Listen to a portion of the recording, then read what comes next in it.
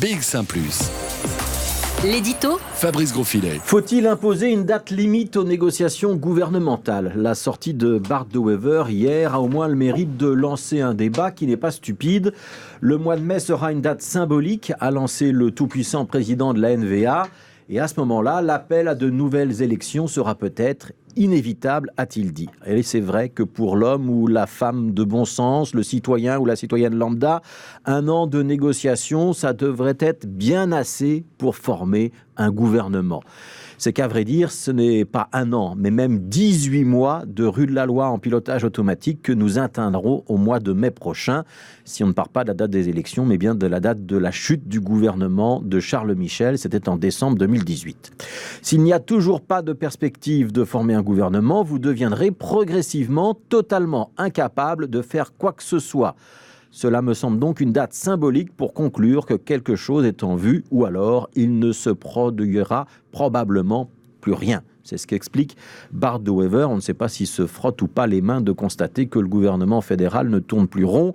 Et si la remarque paraît de bon sens, il faut quand même la nuancer. D'abord parce que cette situation est peut-être grave, mais pas encore désespérée. La vérité, c'est que les partis n'avancent peut-être pas, mais qu'ils discutent. Et que tout ce qui peut paraître une perte de temps aujourd'hui peut aussi, peut-être, servir demain à construire les fondations d'un accord. Parce que nous avons déjà connu une crise, 541 jours sans gouvernement, juste avant le gouvernement d'Eyo Di Rupo. Et sur ces 541 jours, près d'une année avait été consacrée à des discussions stériles entre le PS et la NVA. C'est un petit peu le même scénario qui se reproduit. Celui qui fixe la deadline est quand même, il faut le souligner, l'un des principaux protagonistes de ces négociations.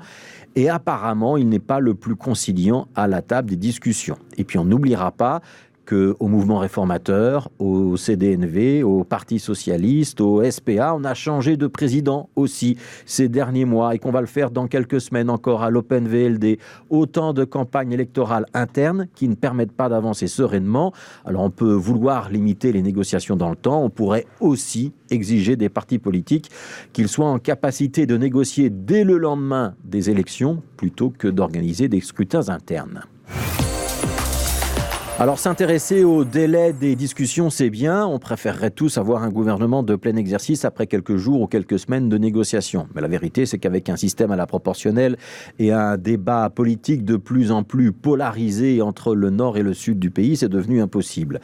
Pour arriver à mettre PS et NVA ensemble, il faut qu'ils arrivent à rédiger un programme commun. En d'autres termes, la NVA devrait faire des concessions vers la gauche, alors qu'elle sent le souffle du Vlaams-Belang sur son extrême droite, et le Parti socialiste devrait lui faire des pas vers la droite, alors qu'il sent la concurrence du PTB sur son extrême gauche.